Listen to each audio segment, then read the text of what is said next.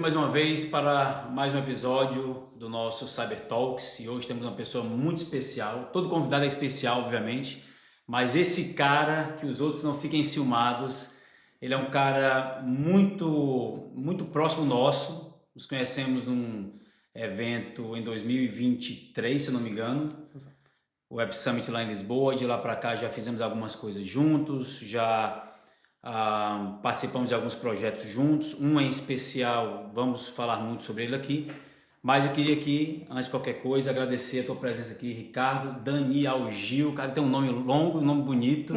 Obrigado pela tua vinda aqui hoje, bater esse papo com a gente. Tenho certeza que vai ser uma conversa muito produtiva para nós e para quem está nos escutando. Cara, eu que agradeço imenso estar aqui. É uma oportunidade de a gente aprofundar um pouco no meu histórico também, como pessoa e empreendedor. E mais uma vez, obrigado pelo convite. Fantástico, fantástico. Vamos lá bater esse papo. É muita coisa para conversar, mas eu queria, como de costume, dar um passo atrás, né, e adentrar um pouco a tua história, né? Nós somos brasileiros, estamos aqui como imigrantes em Portugal, então acho que é muito interessante trazer o contexto nosso, da nossa vida anterior no Brasil. Fala um pouco pra gente, Ricardo, de onde é que tu vem, o que é que tu fazia no Brasil e se quiser já entra na transição para Portugal. Tá? É uma oportunidade bacana porque a minha história profissional ela começou sem eu nem perceber. Eu acho que deu muito do caminho que meus pais trilharam como empreendedores. Porque voltando lá atrás, eu comecei a estudar a área de design com 14 para 15 anos. Por que isso? Naquela época, a gente tinha um computador em casa e o computador ficava na sala. Exatamente para minha mãe ali naquele momento ver o que a gente estava fazendo na internet. Porque era uma coisa, né, que não é como é hoje, conhecer ele com o controle que é. Então a gente jogava muito, ficava eu e meu irmão ali jogando no computador, ficava se divertindo bastante. Até que o momento, né, meu pai já era da área de tecnologia, minha mãe também. Eles falaram, chegaram num momento assim em casa e falaram: que tal vocês criarem os próprios jogos? E eu falei, cara, naquela idade eu falei, cara, deve ser muito divertido criar jogo. Claro. E eles colocaram a gente num curso disso, isso com aquela idade. A gente era o mais novo da turma. E a gente se dedicava muito porque era muito bacana por causa do feedback também que meus pais davam, sabe? Era um joguinho tipo um Pac-Man que a gente começou a criar e meus pais davam um feedback que aquilo era o melhor jogo do mundo. E aquilo fortalecia tanto a imagem de que tipo, o que a gente tá fazendo é incrível, que a gente sempre buscou mais e mais. E ali começou de fato a minha pegada profissional, porque dali eu comecei um caminho. E o caminho da tecnologia. Dali dos anos, né, com meus 16 anos, foi quando eles criaram a empresa, né, meu pai e minha mãe juntos, sempre juntos no jogo empreendedor. Eles fizeram o seguinte, com 16 anos, eu ainda terminando o meu colegial, eles falaram, a partir de hoje, depois do colégio, vocês vão estar aqui na empresa. E a Caramba. gente, poxa, e a gente daquele negócio, né, adolescente, eu não sabia o quão importante aquele momento era para nossas vidas. E aí, eu até brinco então, porque naquela época a gente tentava ir de boné, de verdade, para o trabalho. E meus pais, isso não é um perfil profissional, vocês têm que tirar. E a gente não entendia aquilo naquele momento. E foi muito bacana porque foi uma transição que começou nesse momento em especial. Por quê? Quando eu e meu irmão ia para o trabalho, a gente começou muito de baixo, na própria empresa. Eles falaram, a gente não está criando herdeiros, e sim sucessores. E naquele momento essa mensagem era uma coisa muito importante para eles e a gente não entendia qual era a diferença. E ali o que a gente fez? Começou a ir para o trabalho para ser... cadastrava coisa em sistema. Literalmente, eu passava o dia na frente do computador, me divertindo cadastrando coisa em sistema, que nada mais é do que era testar o software que estava sendo produzido na empresa. E ao passar dos anos, naquele momento, eu entendi que eu precisava ter um conhecimento mais aprofundado, né? Entrei na faculdade de tecnologia. E na faculdade de tecnologia foi bem engraçado porque é uma coisa que eu gostaria muito que as escolas tivessem, as universidades tivessem, que era ter, já no primeiro dia de aula, um estágio. Porque é como eu estava fazendo estágio desde o primeiro dia da minha faculdade. E eu levei muito mais a sério a universidade, muito mais. Porque a partir daquele momento, meus professores eram meus consultores, né? Então eu tirava minhas dúvidas. Isso era muito bacana de fazer porque eu levava problemas do meu cotidiano profissional.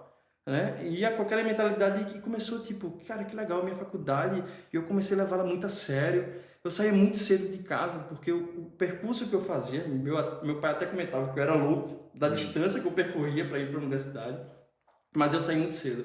Saía muito cedo de casa para chegar cedo na universidade, senão eu não chegava no horário. E naquele momento também eu comecei a gostar muito de ouvir o audiobooks, naquele momento, porque era um percurso que eu demorava ali 2 horas de carro, e eu comecei a escutar muitos livros e comecei a colocar metas. E teve um ano que eu cheguei a ler, a ouvir e ler, contabilizando os dois, mais de 200 livros, pô. Caramba, com qual idade? Cara, ali eu tinha, já na faculdade eu já estava ali com meus 17, 18 anos, e isso aí foi com 18 anos, quando eu podia já dirigir carro, né? Caramba. Eu estava andando no carro. Ou seja, há não muito tempo atrás, né? Quem dera, não tenho mais a carinha jovem. Mas foi muito legal porque eu comecei no livro, a ter muita paixão pela escrita, né, e pelo design em si, porque eu comecei a ler a combinação do design de software, né, que na época a gente não dava o nome de UX, né, de experiência de usuário, esse tipo de coisa, com o software web. Era muito feio, né, era caractere naquela época, então eu comecei a pegar o design em si, que a gente falava naquela época de esquemorfismo, que é trazer a realidade para a web, e estava na transição da Microsoft de usar o flat design, uma coisa mais simplificada. E daí eu falei, cara, e se eu combinar os dois num software? E daí eu me divertia com isso. Cara, eu me divertia muito. Passava o dia desenhando software, fazendo as coisas junto com a equipe e tal. E daí eu vou cada vez mais virando um sênior naquele momento da faculdade. Mas durante a faculdade eu vi uma coisa que faltava muito nela, que era a gestão. A gestão em si, porque eu já estava em posições de liderança e sentia muita falta no poder de comunicação. Então, o que eu podia fazer depois da faculdade para que eu pudesse me comunicar melhor? Mas esquece, durante a faculdade eu comecei a fazer esse curso de oratórias, fiz curso de coaching ali para melhorar esse tipo de comunicação, elevar o nível da equipe também. A comunicação é muito importante para você tirar o proveito máximo de todo profissional. E naquele momento, antes de terminar a faculdade, eu já estava num mestrado de administração, onde eu tinha que apresentar o meu certificado de conclusão do curso antes de terminar, né? E foi muito bacana porque ali eu comecei a tratar uma coisa que eu não tinha no meu começo de carreira, que era a pesquisa acadêmica. E que eu me apaixonei, né? Desde o primeiro dia de aula, eu acredito que eu me apaixonei pela pesquisa acadêmica porque eu vi ali uma coisa que eu tinha muita dificuldade de entender. Transformar o qualitativo em quantitativo.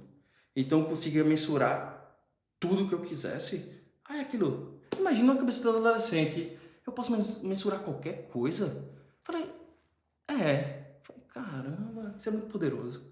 Isso é muito poderoso, velho. Aí eu falei, então tá, então os softwares da gente, os produtos que a gente tem, eu posso fazer uma pesquisa acadêmica para validar a minha hipótese de que eles são bons? Basicamente sim. Aí eu comecei a amar a academia. Aí eu comecei a pesquisar, fazer pesquisas acadêmicas, de entender que, tipo, certo, podia validar a hipótese ou não. E eu tenho uma história muito lúdica, né? Claro que foi na minha visão da época, romantizada, mas o meu primeiro dia de aula foi muito engraçado. Claro que é só romantizar a situação que era o primeiro dia. O professor escreveu, que tal a gente mensurar o que é amor? É possível. Ninguém consegue fazer isso. Cada pessoa tem o seu jeito de amar. Isso é muito incomparável. Falou, não, é comparável. E começou claro que ali naquele momento ele começou a escrever no quadro as coisas. Aí eu falei, não é que é possível? Então realmente eu posso acessar qualquer tipo de coisa e criar realmente números dali? Caramba! Aí pronto. Comecei a fazer pesquisas acadêmicas em cima dos produtos que a gente desenvolvia. E nesse momento eu já estava na gestão da empresa, né? Eu já estava como um diretor da empresa. Caramba, com quantos anos, Ricardo? Eu comecei já com a diretoria aos 22. Eu já estava fazendo um mestrado em administração na época, um MBA. E evoluiu rápido naquele momento e aquela coisa, né? Sendo bem sincero, é muito difícil você com essa idade sentir que você está ali pelo seu mérito. E não por ser filho do dono, como eu escutava em mesa de bar. E isso naquela cabeça de adolescente, né? Era tipo, poxa, mas eu tô fazendo tão bem as coisas, eu tô estudando tanto, eu tô fazendo isso. E ficava naquele, sabe, a cabeça de tipo, pô, eu mereço, mas estão dizendo que eu não mereço isso, né? e ficar naquele embate e tudo. Claro que era um embate muito pessoal meu. Eu sempre estava buscando certificações, né? Viajava o país todo para tirar certificações e tal, para ajudar empresas, com master e tal, aquela coisa toda. E eu falava, mas de verdade, por quê, né? Será que eu mereço? Eu, pra tu ter noção, nessa idade eu tinha uma voz um pouco, claro que a voz da gente de homem vai ficando mais grossa com o tempo. Sim. Quando eu falava pelo telefone, eu mudava minha voz. Essa insegurança era uma coisa que era constante, né? E eu falava, cara, mas que legal, mas a gente tá fazendo tanta coisa, a gente tá alcançando tanto. E isso só com a minha maturidade e percepção foi deixando pra lá, entendeu? Que eu fui tipo, cara, eu não preciso da validação dos outros, é a minha validação própria que faz com que eu consiga crescer internamente e alcançar mais objetivos com mais facilidade. Porque senão você se cobra tanto, né, que você cria barreiras para si próprio. Então, daí do MBA, fiz o que eu queria, que era uma pesquisa voltada para um produto nosso específico na área de cidades inteligentes. E nesse momento eu falei, cara, beleza, mas eu ainda quero mais. Eu não quero parar por aqui porque eu adoro estar na academia também. Quero uma junção entre o empreendedorismo e a academia, é uma coisa muito difícil de acontecer, né? Porque eu tinha professores que davam aula de administração, mas nunca administraram empresas.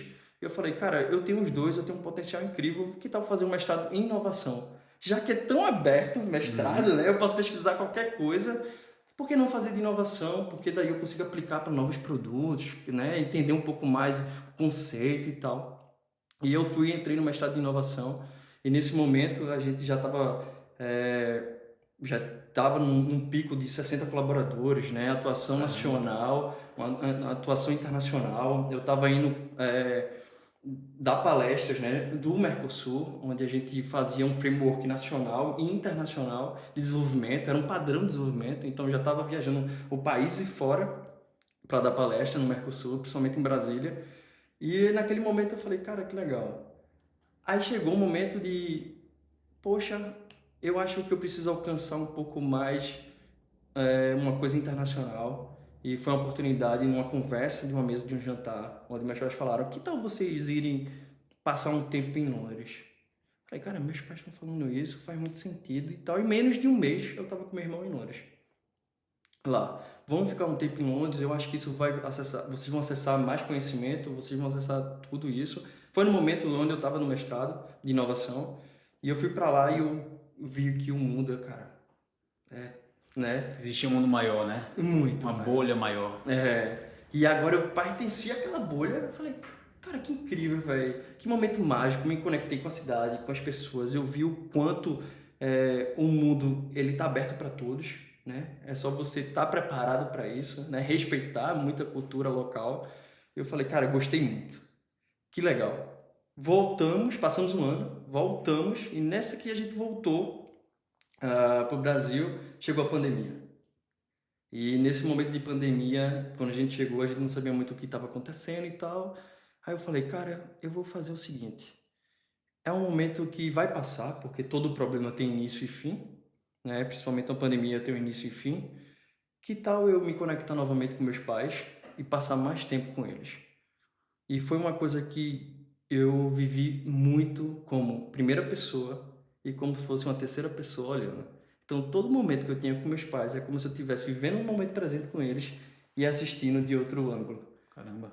E isso fez com que eu vivisse intensamente cada segundo que eu tive com eles. Do café da manhã, do almoço, do jantar, eu ficava olhando para eles, admirando assim, falando, caramba, vocês fizeram tanto por nós, por mim e meu irmão, que eu sou tão grato que eu quero viver esse momento só para estar aqui, sabe? Só quero estar aqui. E isso foi muito bom porque eu vivi o tempo de pandemia junto deles, assim, sabe? A gente até brinca porque no momento de pandemia minha mãe tentava outras receitas diferentes e a gente, tipo, para mudar também, né? Já tá acostumado, difícil fazer as coisas. E aí a gente até entreguei um prêmio que a gente desenhou um Michelin para minha mãe, de um prato que ela fez. Um Michelin. A gente imprimiu, fez um negócio, fez uma festa de gala para minha mãe nesse momento e tal. Então foi um momento muito especial pra gente. E nesse momento a empresa estava literalmente parada. né? Por outro lado, o mundo profissional, os contratos tinham, tipo, todos parados, aquela coisa. E aí, vai acontecer o quê? Não tem certeza, né? Muita incerteza, muita incerteza. Por um lado, o profissional estava batido, mas eu estava vivendo aquele momento como, tipo, se tudo passa, tá ligado? A gente arruma uma solução para esse problema no futuro. Muita cabeça fria tua, né? Apesar da pouca idade. Eu acho que a maturidade veio em saber que aquele momento era único. Quando você se realiza que aquele momento que você está vivendo é único, você aproveita de outra forma, né? Então, eu tive esse momento de vivência com eles, estava com eles no momento e agora começa a The Energy Company. Sim, Porque... mas me fala uma coisa, tu não falou a cidade, cara. Isso é importante, É né? importante, é muito importante. Meu pai em si é filho de turcos, né? Eu vou falar um pouco da origem deles. Meu pai é filho de turcos, então minha educação é muito mais doutrina turco-católica, ortodoxa, e minha mãe é gaúcha. E eles se conheceram em Recife, né? Onde eu nasci, na cidade do Recife, e lá eu vivi toda a minha história, né? Fora das viagens, que passava muito tempo em São Paulo, mas a empresa é recifense, né? Era de Recife. Surfava lá em Recife? Eu adorava. Não no próprio Recife, porque tem muito tubarão, eu não recomendo, tá? Sim. Mas tinha um bairro onde a gente morou por um tempo, chamava o Paiva, e lá sim dava pra surfar. Aí sim eu me divertia bastante, né? Aquele era tipo uma vida que eu digo assim, que eu me orgulhava em ter. Atleta, que eu saía de manhã pra surfar, literalmente, eu acordava às 5 horas da manhã, eu falei, sol raiou, surf, pegava o carro depois de escritório e aquela coisa passava o dia no escritório, no final do dia pedalava, escutando música, e eu falei, cara, que vida incrível, velho, que eu tô vivendo, sabe? Era muito bom, era muito bom. Não tô dizendo que hoje não seja, também é muito bom, mas aquele momento foi muito especial, assim, eu vivi uma vida muito leve, sabe? As coisas estavam andando muito bem. Então eu tava muito leve para tudo, tava vendo um mundo de um jeito totalmente muito positivo. E aí pronto. Nesse momento da pandemia, a gente se mudou de algumas casas. E eu me lembro muito bem do dia, que eu tava na casa dos meus pais nesse momento também, ainda, e eu recebi a ligação do meu irmão. Isso eu acho que já era noite aqui, tá? A noite no Brasil, na cidade, que eu peguei o telefone, atendi o meu irmão, aí ele falou, Melina, que é minha cunhada, me lembrou de um e-mail que a gente recebeu para participar de um hackathon em Portugal. Caramba. Isso foi durante a pandemia ainda ou já foi depois, pós-pandemia? Eu acho que foi na transição de fim ainda, sabe? Ok. Mas as pessoas já podiam se reunir, então eu acho que já estava quase no fim já da pandemia em si. E daí o que aconteceu? Ele falou, aí eu falei, tá, tudo bem, que massa, vamos se inscrever. E quando é o deadline? Então, é hoje. Falei, como assim hoje? Isso de noite já no Brasil, então eu pensei 3 horas ou 4 horas de diferença. Cara, tá quase meia-noite lá, pô. Falou, então, manda um e-mail pra eles com a ideia aí, tu tem que falar sobre blockchain. Eu falei, caramba, tá bom, valeu, vou ver o que eu faço aqui. Aí eu sentei, sabe aquela rebobinada na vida? Comecei a rebobinar a vida toda, eu falei, cara, quais são os problemas que eu enfrentei na vida que eu gostaria de solucionar? E dali naquele momento eu falei, obrigado. Aqui é assim, viu? Aqui é assim, a gente está um dedo aqui, chega um café. Eu acho ótimo, obrigado, pessoal. Aqui é diferenciado, cara. Ó, tá vendo aí? É automático assim. E um serviço desse lá na empresa também. Cara, e como é que tu aplicou nesse finalzinho do dia, conseguiu fazer essa aplicação? Porque eu sentei na varanda que a gente tinha e eu falei, cara, eu preciso refletir do que um problema que eu gostaria de solucionar. Falei, o que é que eu enfrento de problema? Eu falei, cara, eu preciso falar sobre um assunto blockchain. Que na época se falava em Bitcoin, né? Claro.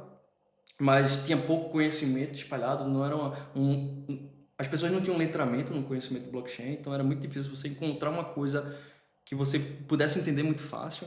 Então, primeiramente, eu precisava entender, né? Eu falei, cara, eu preciso usar blockchain e tal, então que tal fazer um produto de rastreabilidade e a rastreabilidade com packaging, porque eu tenho embalagem do produto. Eu comecei a pensar, tem que ser a ver com agro. Falei, faz sentido, tá, escrevi. E mandei um e-mail. Eu não esperava a resposta, né?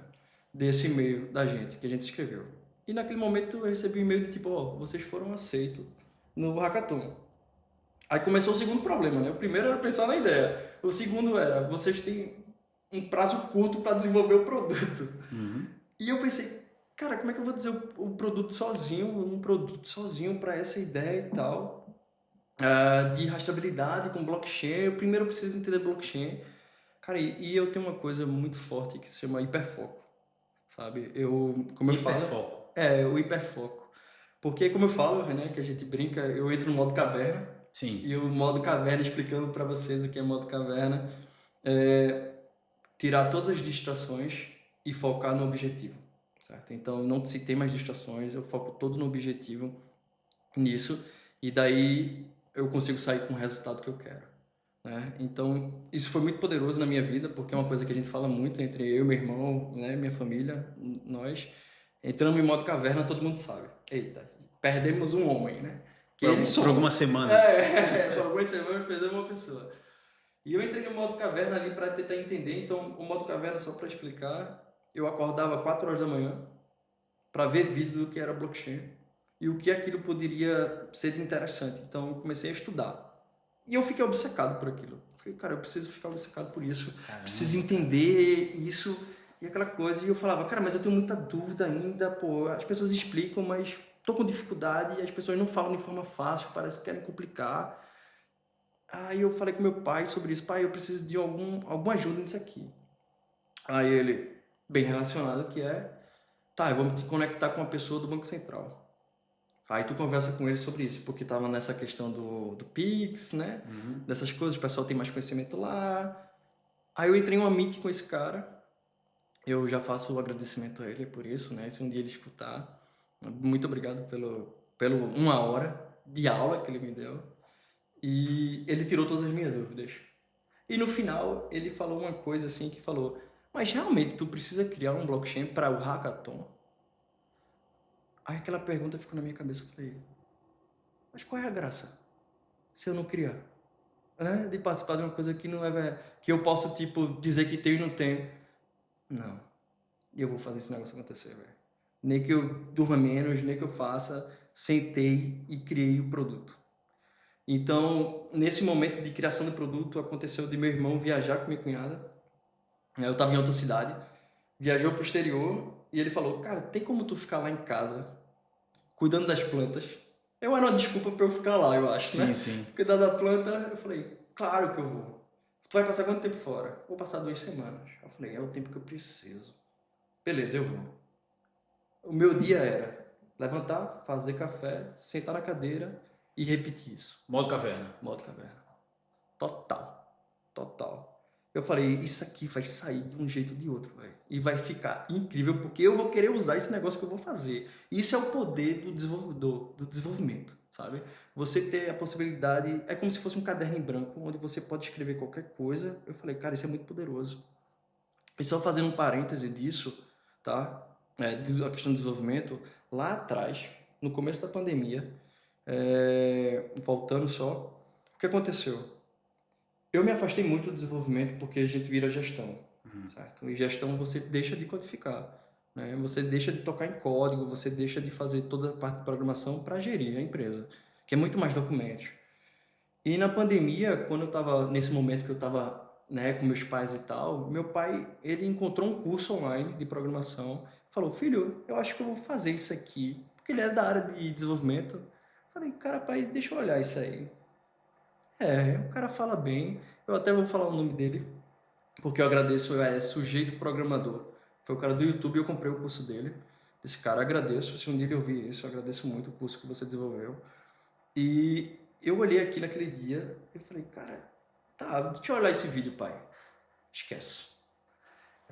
Eu mergulhei de um jeito que foi modo caverna pior, eu acredito, porque eu botava música no repeat durante 1 semana. Eu estava assistindo aula e desenvolvendo um sistema, os testes que ele fazia, voltando à programação, como se estivesse voltando a escrever, porque era outra linguagem de programação. Eu falei, cara, eu preciso muito disso aqui, isso é muito legal. E esquece, minha mãe levava comida pra mim, no quarto lá, falava, você precisa sair, velho. Vai jogar beach tênis, vai surfar. Eu falei, mãe, isso só faz sentido pra mim agora. Nada mais faz sentido. Então o modo caverna estava ativado ali. Ela entendeu, falou, tá bom. Só via me alimentando ali, literalmente. E eu cara, aprendi a reaprender, né? Eu aprendi a programar. E essa programação que eu fiz naquela época foi pro desenvolvimento Do hackathon. do hackathon. Aí eu falei, cara, com essa linguagem, com isso, com o conhecimento que eu tenho agora de blockchain, eu consigo desenvolver um produto. E apresentei, né, esse produto online. Eu era a única empresa, startup, que eu apresentei online. Caramba, e só para eu entender, esse hackathon era no Fundão, correto? Para quem não conhece, o Fundão é uma cidade bastante particular no interior de Portugal, né? Perto da Serra da Estrela. Isso. E que, apesar de estar distante do oceano, distante dos grandes centros aqui em Portugal, é uma cidade que é um caso de sucesso, né? Pela atração de muitos empreendedores como tu, como o Ricardo, mas também muitas pessoas de outros países, né? Se eu não me engano, a última vez que eu estive lá, a informação que eu escutei foi que lá no Fundão tinham pessoas de 74 nacionalidades diferentes. Exatamente. E uma cidade de 25 mil habitantes, então é realmente um case de sucesso aqui em Portugal. O município, eu acho, é a terra do acolhimento. Terra do acolhimento, então tem um slogan, bem sugestivo, bacana. Bacana. Mas, por favor, continue. Claro, sabe por que eu não mencionei o Fundão no hackathon? Porque eu não sabia. Ah, tu nem sabia onde é que era que estava acontecendo. Eu nem sabia. O Fundão, tudo bem e tal. Eu apresentei o hackathon online, né? Lá da casa do meu irmão ainda. Meu irmão ainda estava em viagem. Caramba. Apresentei. De dentro da caverna. De dentro da caverna, literalmente. E o software tava redondo. Sabe o que o software faz? Ele fazia a rastreabilidade do processamento do produto, né? Que na época era amêndoa. Todo o processamento do cultivo, a rastreabilidade total até o pack de embalagem. Aí eu faço a conexão com tudo que eu aprendi na vida. Por quê? Eu fiz uma pesquisa, antes de desenvolver esse produto, de eu ter pensado que isso era um problema real, eu precisava validar que aquilo era um problema real. Então eu fiz uma pesquisa quantitativa dessa vez, eu fiz um formulário do Google e mandei para mais de 250 pessoas que responderam o questionário, para dizer o que aquele produto realmente era interessante. E eu fiz as perguntas: o que é que você mais observa na embalagem? Tal. Faz sentido para você conferir isso através de um QR Code, que você pode validar essas informações? Eu falei, cara, sim, 98% disse que sim. Eu falei, cara, então isso valida que se eu tiver uma informação de QR Code que vai para um blockchain, valida a informação do produto. Eu falei, isso vai ficar fantástico. Aí vem a validade. Se a validade estiver dentro desse QR Code, é interessante porque se houver adulteração, eu posso conferir dentro do QR Code. Pô, legal. Lote é importante por quê? Eu comecei a pesquisar. Pô, lote é importante porque eu consigo suspender o lote digitalmente para o consumo. Então, tiver um problema físico-químico, depois que você vê isso, né, já pode ter acontecido a distribuição do produto. Então, você podia validar aquele lote inteiro. Eu falei, isso faz sentido. Então, eu desenhei literalmente uma embalagem perfeita, entendeu? Com todos os itens que um consumidor gostaria que tivesse. Isso as pontuações. De acordo com a tua pesquisa. De acordo com a minha pesquisa. E daí eu desenvolvi o produto que atendesse essa demanda, né? E eu apresentei remotamente e nisso a gente conseguiu o primeiro lugar em blockchain e o terceiro geral. Uau! Foi. Isso pra gente foi tipo, caramba, eu gostaria de ter sido o primeiro. O que essa premiação te deu? Cara, na prática? Na prática, isso foi interessante porque eu tô dizendo porque eu disse que o primeiro lugar valia pra mim naquele momento. Porque eu trabalhei muito para aquilo. Mas o terceiro lugar, eu estava muito satisfeito com aquilo, né? Eu ganhei um campeonato internacional, de certa forma. Falei, cara, que legal, velho. Aí daí eu comecei a conhecer as pessoas do Fundão. Aí entrou um município para mim. Falei, o município do Fundão agora queria uma reunião comigo para conhecer essa startup que desenvolveu esse produto. Falei, que legal, cara. Vamos lá, uma reunião. E daqui eu já menciono, né? Eu queria agradecer. Eu vou fazer um parêntese para deixar um agradecimento antes que eu esqueça pro Tony, pra Bárbara, pra Inês, pro Sérgio. Deixa eu ver se eu lembro, pro Milheiro, todos eles que fizeram um hambúrguer quando eu cheguei no Fundão, né? Que eles me receberam lá. É a malta da incubadora. É né? a malta da incubadora. Ou a galera. Exatamente. E pronto, o que aconteceu? Eu tive uma reunião com eles, né? Voltando agora, depois do agradecimento, eu tive uma reunião online com eles e eles falaram, olha, se você quiser vir para Portugal, para o Fundão, para desenvolver essa ideia, o município lhe dá apoio com X, Y e Z. Falei, cara, isso faz muito sentido para o momento que eu estou vivendo. Um município que está me abraçando dessa forma, vale a pena apostar, sabe? Todo o meu tempo a me dedicar ao que eles acreditam também. Se eu acredito e eles estão comigo nessa, cara, é aqui que eu preciso. Então, eu digo em menos de um mês, né? Um mês, eu já estava cá em Lisboa. Já. De mala pronta, assim. Eu cheguei, eu fiz e falei, agora meu objetivo é esse, tô aqui traçando, tal, cheguei em Lisboa. E é um parêntese engraçado que quando eu cheguei em Lisboa, que eu fui comprar o ticket do trem, eu cheguei pro um homem, um rapaz que estava do outro lado, falei, eu preciso ir para uma cidade chamada Fundão. Aí ele olhou para mim, quê? Aí eu, putz, fui enrolado. Ah, sim.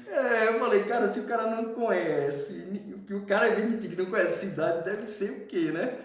E eu fiquei assim, caramba. Isso em questão de milésimo de segundo, eu pensei, né? Aí ele ficou me olhando assim, eu falei, tem uma montanha, Serra da Estrela, uma universidade de Beira Interior, Ah, Fundão! Vai fazer o que lá? Eita. Aí eu olhei pra ele assim e falei, lá tá o meu futuro. Foi? Foi. Aí ele olhou assim pra mim, tipo, esse cara não sabe o que tá falando, velho. Esse cara tá entrando numa enrascada grande. Aí eu, peguei o ticket. E quem for para um fundão de Lisboa, aconselho ir do lado direito do trem, né, do comboio, porque tem uma vista belíssima. E eu, por coincidência, tava do lado direito, no vidro, e eu via... Rio Tejo. É lindo, o caminho todo beirando o rio, assim, belíssimo. E sabe aquela mente de um jovem de novo, sabe? Mais uma vez com um caderno em branco assim, tipo... Completamente, né? Um capítulo novo. Um capítulo novo total. Eu acho que nem era um capítulo, é um caderno inteiro novo. Sabe aquele caderno de começo de ano, de colégio? Te entregaram e te falaram, agora tu escreve teu futuro do jeito que tu quiser. Cara, eu achei muito fantástico, velho. Eu acho que foram 2 horas e 50, eu acho que do percurso, até um pouco mais. Só gerando positividade, assim, de um futuro que eu poderia ter aqui em Portugal, sabe? Acho bacana essa tua história aí, porque eu não sou muito fã daquela afirmação, surgiu uma oportunidade, tive sorte, apareceu não sei o quê. Eu não sou muito fã disso, porque quando você vai atrás, você sempre percebe que a pessoa foi quem criou a oportunidade. É claro que ninguém faz nada sozinho no mundo, Sim. mas se tu não tivesse aplicado para aquele concurso, aquele hackathon, quase à meia-noite daquele dia, se tu não tivesse entrado no modo caverna, se tu não tivesse dedicado com esse entusiasmo todo, se tu não tivesse ido para aquela reunião com o Tony, o pessoal da incubadora, e se tu não tivesse aceitado, né, nada teria acontecido.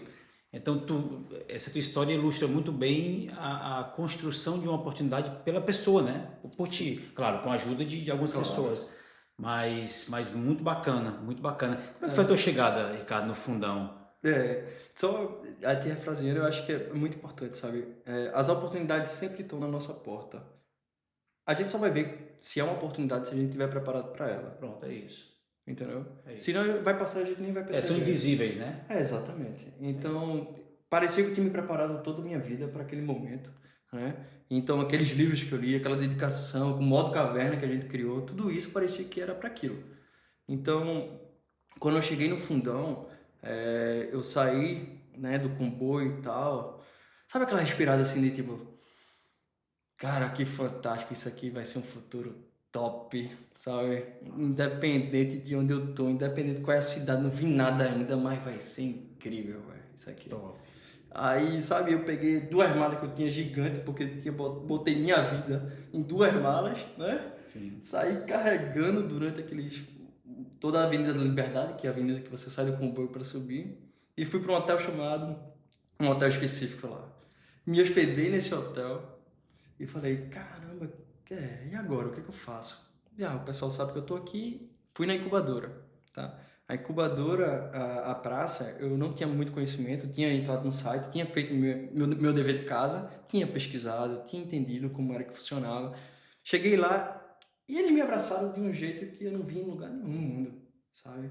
Eu parecia que era amigos que estavam recebendo um colega de muitos anos, sabe?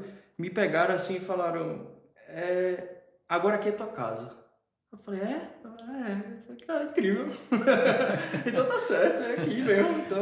Então eles me pegaram, ó, tu vai trabalhar nesse lugar aqui por enquanto, depois a gente arruma uma sala pra tu, e aquela coisa, vamos te mostrar a cidade. Cara, quem andou comigo naquela cidade, o Sérgio em si, ele andou comigo todo o ponto da cidade, sabe? A cidade é projetada para você ter tudo, sei lá, 15 minutos no máximo, sabe? Da incubadora em si ou da prefeitura. Então ele me mostrou todos os lugares que eu deveria ir e tal, aqui é tudo, me ensinaram tudo que eu precisava. Eu falei, tá, agora é eu com eu também, sabe? Então, quando você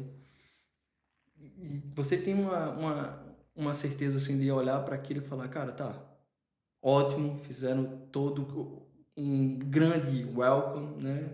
Bem-vindo ao Fundão. E agora eu preciso correr atrás de tudo. Botar a mão na massa. Quando é que tu comeu primeiro pastel de nata de cereja? Ah, é. Cara, é muito gostoso, velho, por sinal. Quem ainda não conhece, eu faço o convite de conhecer o pastel de nata de cereja, né? Porque o Fundão é conhecido como a terra da cereja e vale muito a pena. É delicioso. Porque eles têm até, não só o pastel de nata, mas toda a região em si, todos os restaurantes, no momento, na época, tem um prato com cereja. Olha que interessante. Eu já comi coisas lá que eu não imaginava que eu ia combinar com cereja. Feito de cereja. Porque até então, sendo bem sincero, eu não tinha comido uma cereja de verdade até hoje. Até chegar no Fundão. Então você foi para um lugar onde tem mais cereja. Quando eu percebi o que era uma cereja, eu falei, me enganaram a vida toda, sabe? Era chuchu que eu comia. E essa tua chegada ao Fundão, Ricardo, foi mais ou menos em que ano? Foi em 2023... 2023, agosto, eu acho, 2022. Eita, agora tu me pegou. Porque tá passando tão rápido que eu tô perdendo. Mas tu falou que já tá aqui há 3 anos. Isso. Não, então deve ter sido 2022, né? Finalzinho de 2022. Foi exatamente. o ano que nós nos conhecemos. Exatamente. Na fila do café no Web Summit. Exatamente. Cara, que coincidência. É onde a gente tá hoje, né? Foi, no stand do Brasil. E depois nos vimos no Fundão, quando eu retornei lá algumas vezes e eu percebi que tu fazia parte da família ali, né? Eu até brincava contigo, tipo, pô, tu é o garoto propaganda do Fundão e tal, porque eu tinha visto matéria tua no jornal, tinha visto entrevista tua não sei aonde, foto, né? Foi, Eu tava considerando ali o embaixador do Fundão, pra onde eu ia eu levava a marca dele. Isso é bacana, porque eles te apoiaram, mas tu retribuiu, né, também o apoio com a tua imagem, com os teus depoimentos, né, sobre o ecossistema do Fundão. E isso é uma coisa que conecta muito a gente também, porque eu também sou muito fã do ecossistema do Fundão. Eu escutei a falar no Fundão quando eu não estava nem em Portugal ainda. Antes de chegar nas minhas pesquisas, algumas hashtags ali, pesquisando, eu vi o Fundão como um case de sucesso em atração de talentos e empresas e recepção de imigrantes também, né? Isso. E tal. Então, eu sempre tive muita curiosidade. Não é à toa que quando cheguei em Portugal, fui lá, passei uma semana para conhecer. Porque pra mim, eu sou um outsider do que era. Você pega uma vila, uma cidade muito pequena, né? Em Portugal, pós-pandemia, né? Onde tá tudo muito difícil para todo mundo. E o Paulo Fernandes, né? Parabéns pro presidente da Câmara, Sim. que fez um trabalho de atrair talentos. E não tô dizendo talentos profissionais, tá, gente? É talento de alma. Porque as pessoas que estão lá presentes querem que o Fundão seja a melhor cidade do mundo. Então você encontra esse sentimento em todos que estão presentes lá. Que querem fazer aquela cidade ser a melhor possível, sabe? E dos pequenos gestos, tá? Do acolhimento de um imigrante, um acolhimento de pessoas de guerra, sabe? Do acolhimento de empreendedores, do acolhimento de bons profissionais. Todo esse acolhimento lá tá fazendo a diferença na região, sabe? Porque a gente tá falando de muitas... Porque eu sou da área de TI, vejo o movimento mais de TI, sou mais ligado a isso. Sim. E vejo o quanto de talento o Fundão atrai, né? Comparado a outros lugares. Então, eles estão de parabéns, o trabalho que eles estão fazendo está sendo recompensado também, né? O Fundão hoje está no mapa. Né? Com certeza. Né? Com certeza. O mapa de inovação, o mapa de tecnologia, graças a eles. Sem dúvida, sem dúvida. E, Ricardo, cara, essa tua chegada no Fundão é muito interessante e eles não te convidaram à toa, né? Tu tem ali um valor para entregar para a região e para o país e diria até para o continente e para o mundo, porque eu sei que tu tem clientes no mundo inteiro hoje, né? E eu queria te perguntar, a tua empresa, né? Porque tu tá falando com um cara que é leigo, eu sou completamente leigo em blockchain. E eu sei que tu é um cara muito bom em fazer analogias, a gente já conversou algumas vezes e tu aparece com as analogias muito boas. Como é que tu explicaria o que é blockchain para uma pessoa que não entende blockchain de uma maneira simples? Eu gostaria de ter essa explicação há 3 anos atrás, Lá né? atrás. Lá atrás, no Hackathon. O blockchain nada mais é que um banco de informação descentralizado. E todo mundo tem a mesma informação. Então, nada mais, o blockchain é isso. É eu ter a informação que tu tem e outra pessoa tem, todo mundo igual. E todo mundo compartilha ao mesmo tempo. Então, é como se não tivesse a centralização, certo? E isso democratizou muitas coisas no mundo. Porque a partir do momento que você não tem um dono, né, e todo mundo é dono, né, agiliza muito a informação de estar na confiança. Né? Eu não posso alterar o meu dado porque vai dar inconsistência. Entendeu? Então, digamos assim, hoje, se a gente falar de um banco de dados, eu vou explicar assim. Um banco de dados é onde você armazena a informação, sabe? É a pasta do Windows, tá? A pasta do Windows com os seus arquivos lá. Se você alterar e dizer que aquele é original, só tem uma cópia. Né? Mas imagina a mesma pasta compartilhada, tu ter, outra pessoa ter, outra pessoa ter, e quando eu mando uma informação, ela é distribuída igual para todo mundo. A partir desse momento você consegue dizer se aquele que tu tem é original porque tu compara. E quando existe essa comparação, existe autenticidade. Então, o blockchain nada mais é do que isso. Ok. Como é que tu, na tua empresa, traduz esse conhecimento, ou essa tecnologia, melhor dizendo, em produtos e serviços para os teus clientes? Bacana esse ponto, porque a Daniel Gil, ela começou com um sistema de rastreabilidade, né? Naquele tempo, quando a gente desenvolveu para o Hackathon, e a gente evoluiu bastante esse produto e criamos outros produtos. Né? A gente tem o chamado, que esse produto na época virou o Blue Carbon, que é um sistema de rastreabilidade, passaporte digital, pegada de carbono, num sistema só. Então a gente utiliza o blockchain para garantir essas informações do passaporte digital. E a gente agora pulou também, né? Eu até agradeço a você, sabe? Ao Thiago, porque a minha empresa, a gente sempre desenvolveu os nossos próprios produtos. Internamente. Então, se eu vou usar um produto, às vezes, se a gente sabe a tecnologia, se a gente sabe desenvolver, a gente cria produtos para o nosso próprio uso. E a gente tinha um produto internamente chamado Blowout, que era um sistema para autenticar documentos. Certo? Então, a gente tinha a nossa rede blockchain, né? Onde a gente fazia a autenticação de documentos, então documentos NDAs, contratos, mas da própria empresa. E depois de um almoço com você e com o Thiago, vocês falaram, cara, esse teu produto não dá para ter uma cara comercial? Eu falei, tá, mas eu preciso ter um contrato, um cliente patrocinador? Tá.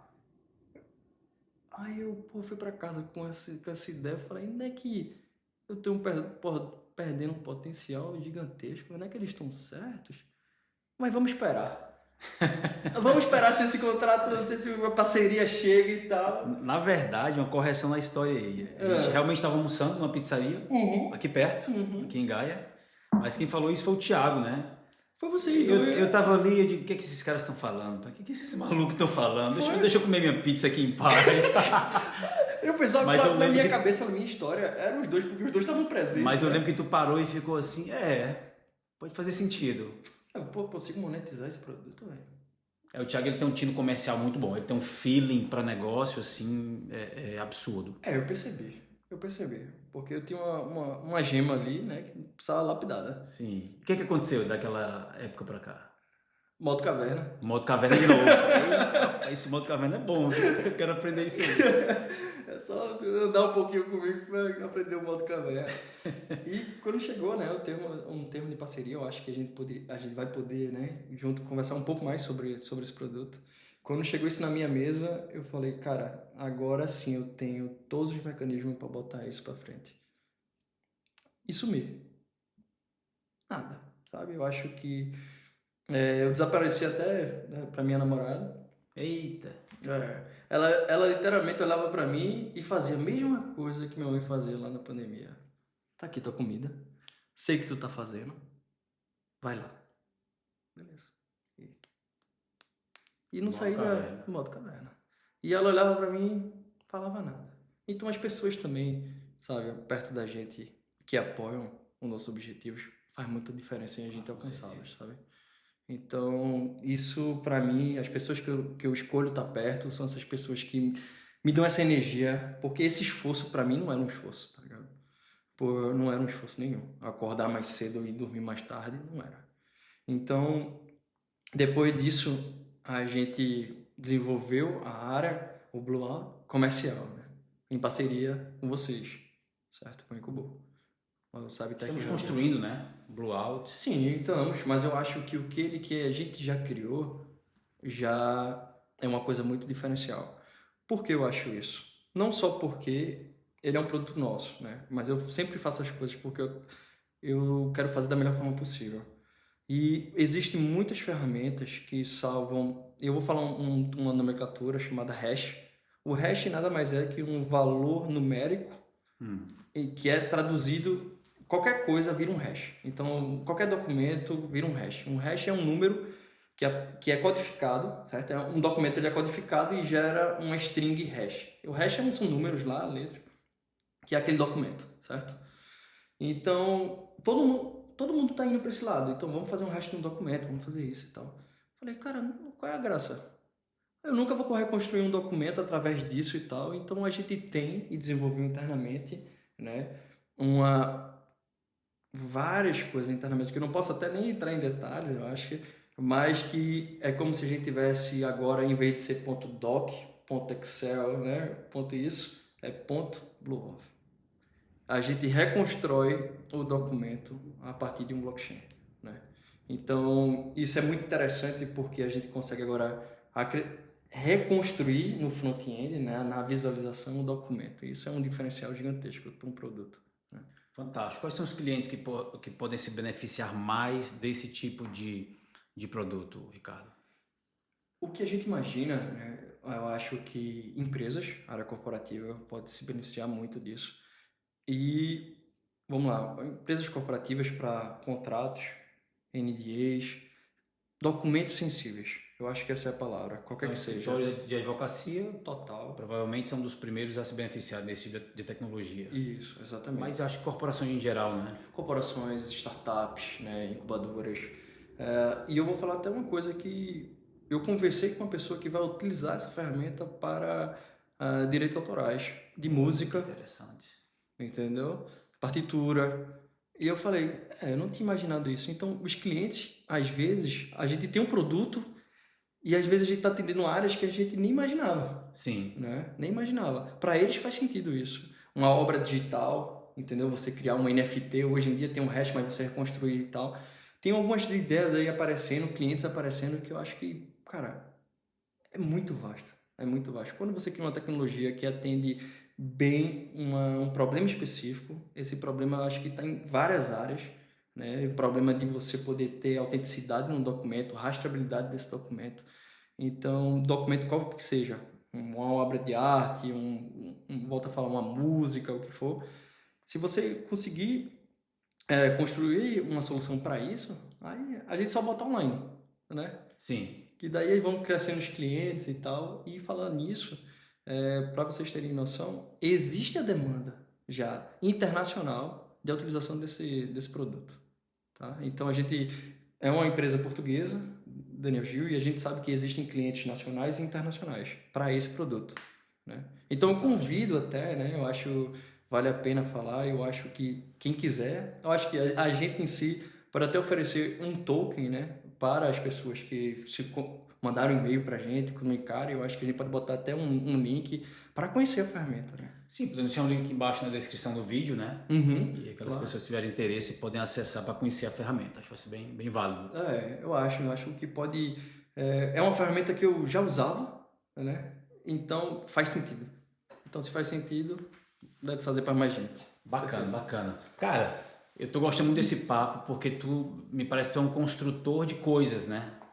Tu cria coisas, tu é um desenvolvedor, mas ao mesmo tempo é um cara que entende de gestão de negócios.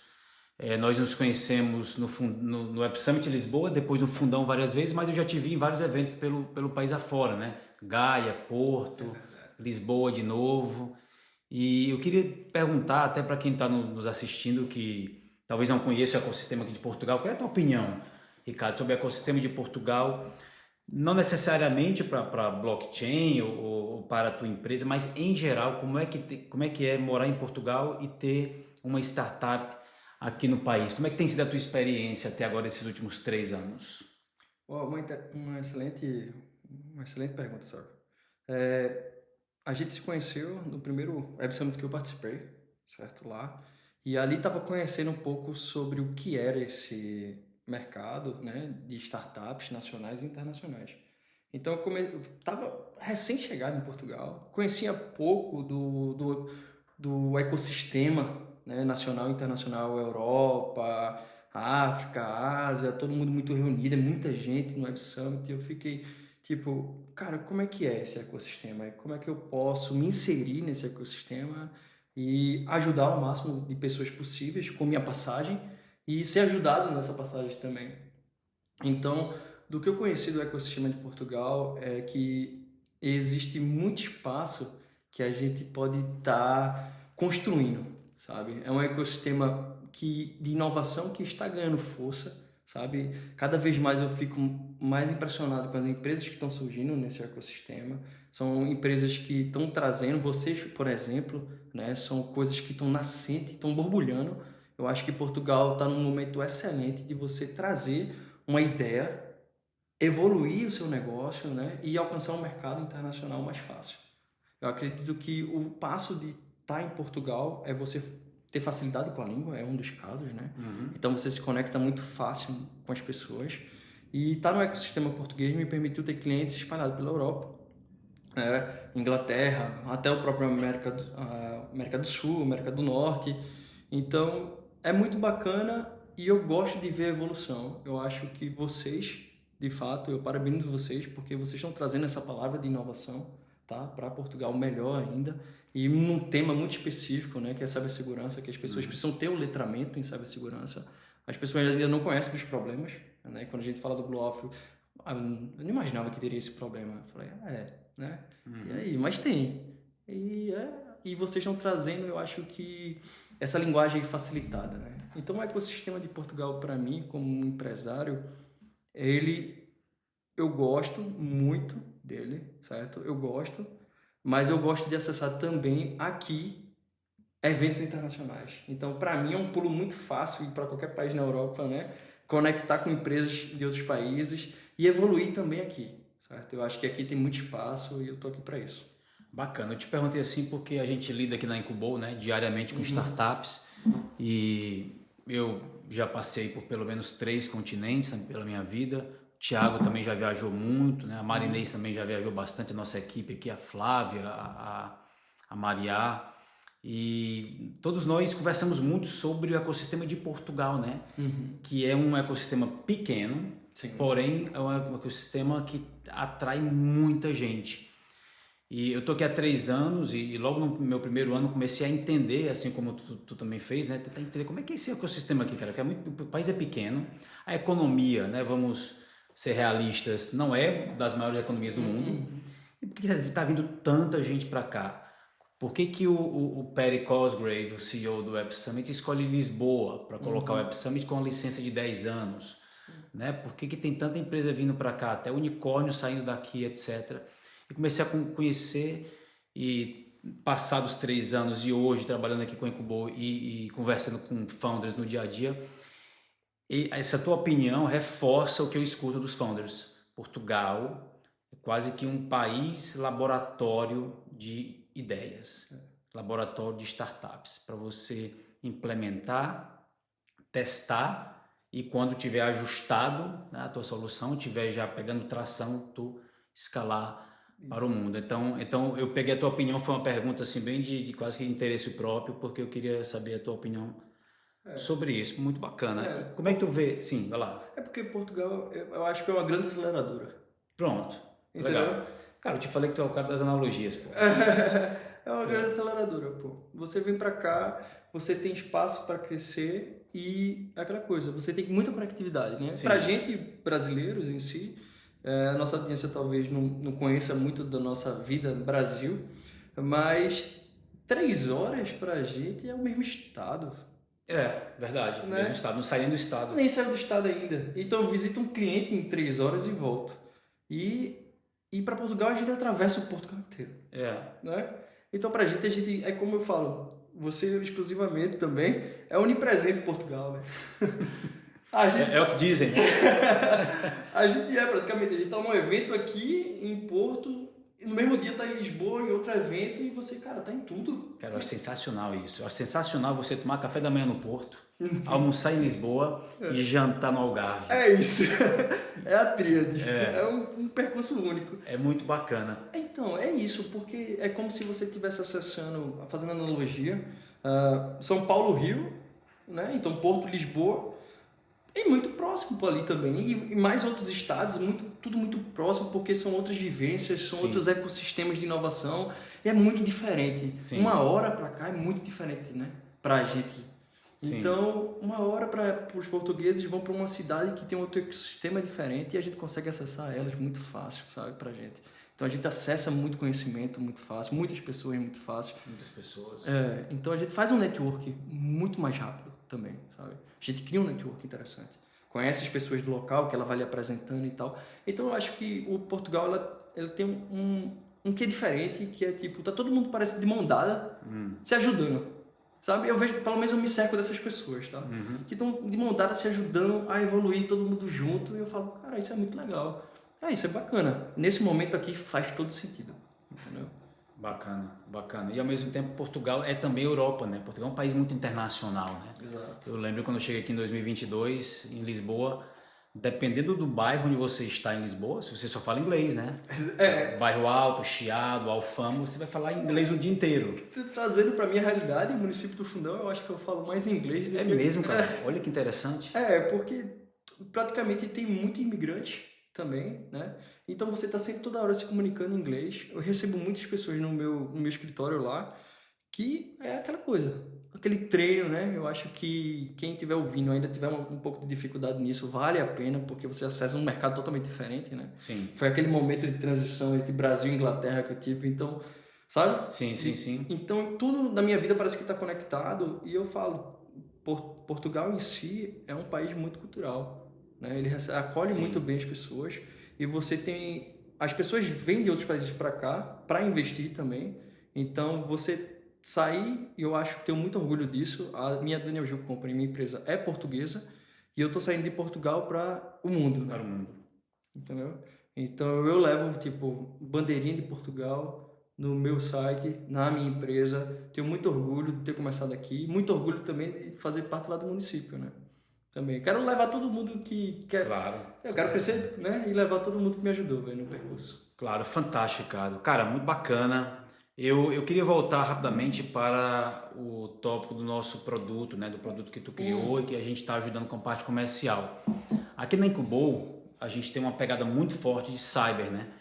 O Thiago, que é o fundador e idealizador da Incubou, da incubadora, ele quis nichar em cibersegurança. Ele vem de uma base de legal tech, né? O cara é advogado, né? Devia estar aqui com a gente, né? Devia estar aqui. Devia estar com outro Mike aqui junto com a gente.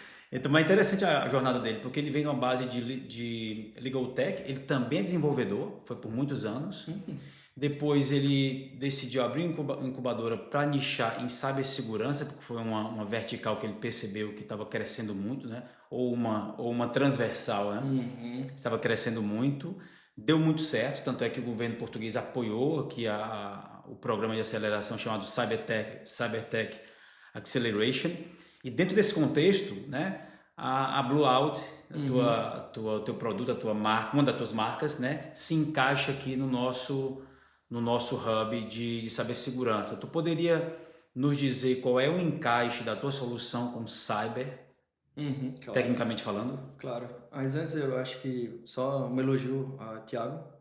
Realmente é um visionário, né? Não é qualquer pessoa que constrói isso e tem essa visão. Eu acho que tá de parabéns, né? Ele tá fazendo isso acontecer. E o que faz sentido o Blueout, né? não fui eu que vi isso, foi ele. Comercialmente. Exatamente, porque eu estava fazendo internamente para mim porque fazia sentido para mim, né? Como cibersegurança e contrato. Mas ele chegou para mim e falou, cara, isso faz sentido pro que eu estou fazendo agora, construindo. E, pô, massa. Então vamos evoluir isso aqui, que tem muito sentido de a gente evoluir isso junto, porque tu conhece mais profundamente do problema. Como eu falei, o problema ele precisa ser mostrado para as pessoas que ele existe, né? As pessoas não têm conhecimento dele e tá aí todo dia. O que acontece? Existe, se você tiver vamos de novo para a pasta do Windows, tá? Você está com a pasta do Windows, entra um hacker no teu computador e criptografa isso aqui, certo? Essa pasta aqui tá toda a tua vida. Cara, é como se todas as tuas memórias estivessem criptografadas. Tu não consegue mais acessar elas. E agora? Como é que eu vou reviver aquilo? Como é que eu vou comparar? O teu histórico já era. Então, o BlueWalf nada mais é do que pegar esses documentos sensíveis e distribuir criptografado em vários locais. Então, isso garante que quando tu precisar acessar isso, tu sempre vai ter. Entendeu? Então, tu pode ter o original sempre na palma da mão. Então, isso que é o diferencial. Isso faz muito sentido na vida que estamos vivendo hoje. Existe muito ataques a esse, tá? Na origem, os ataques hackers na origem do documento. E se você não tiver ele impresso? Quem vai dizer que aquele impresso é o verdadeiro ou não? Certo? Como é que é esse armazenamento? Muitas perguntas sem respostas, né? Então, essa solução, ela traz em poucas palavras, distribuição do documento onde você pode autenticá-lo. É isso. Bacana. Isso dá muito acesso, né? Dá muito recurso para você, né?